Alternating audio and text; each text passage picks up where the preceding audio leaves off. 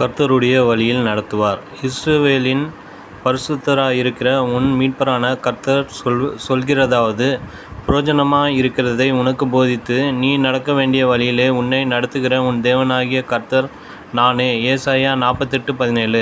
கர்த்தர் நடத்தும்படி நாம் நம்மை அவருடைய கரத்திலே ஒப்புக்கொடுக்கும்போது அவர் தேவ சித்தத்தின்படியே நம்மை நடத்துவார். செம்மையான வழிகளிலே நடத்துவார்.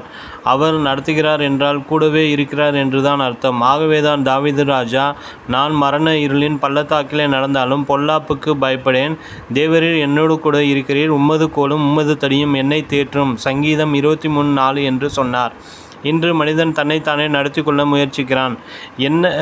என்னை நடத்த வேறு ஒருவர் தேவையில்லை, ஞானம், அறிவு, புத்தி கூர்மை ஆகிய அனைத்தும் தனக்கு இருக்கிறது என்று எண்ணுகிறான். அவனுக்கு செம்மையாக தோன்றுகிற வழிகளில் முடிவில் மரண வழிகளாய் மாறுகின்றன. வேறு சிலரை பிசாசுகளும் அசுத்த ஆவிகளும் வழிநடத்துகின்றன. இச்சைகளின் ஆவிகளும் வேசித்தன ஆவிகளும் குடிவெறி ஆவிகளும் வழிநடத்துகின்றன. யோசேப்பு இளைஞனாய் இருந்தபோது தேவனுடைய நடத்துதலில் பல கேள்விகளை எழுப்பியிருக்கக்கூடும்.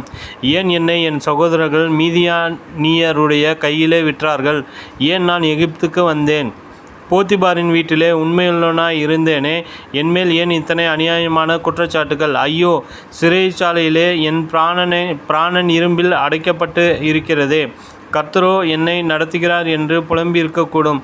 ஆனால் ஒரு நாள் கர்த்தர் எல்லா தீமையையும் மாறப்பண்ணின போது கர்த்தரின் அன்பு கூறுகிறவர்களுக்கு சகலமும் நன்மைக்கெதுவாக நடக்கிறதை புரிந்து கொண்டார்.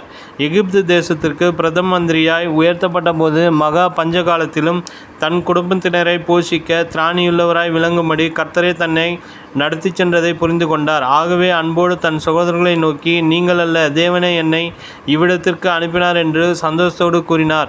ஆதியாகமம் 45:5-8. யோசேப்பை வழிநடத்தினவர், தாவீதை வழிநடத்தினவர், தானியேலை வழிநடத்தினவர், ஒவ்வொரு பரிசுத்தவானையும் வழிநடத்தி வருகிறவர் நிச்சயமாகவே உங்களையும் வழிநடத்துவார்.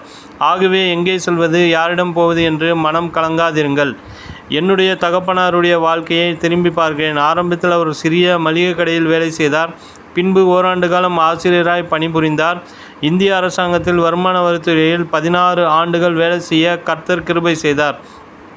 ஆவியானவர் அவரை வழிநடத்தி அவருடைய ஊழியத்தின் மேலே அவரை நிறுத்தினார். இதுவரை நடத்தினவர் இனியும் நடத்துவார் என்ற பலத்த விசுவாசமே கடைசி வரை அவருக்குள் இருந்தது. ஆம் தேவ பிள்ளைகளே, அவர் வழிநடத்துகிற வல்லமையுள்ள தேவன் நிச்சயமாகவே உங்களையும் வழிநடத்துவார்.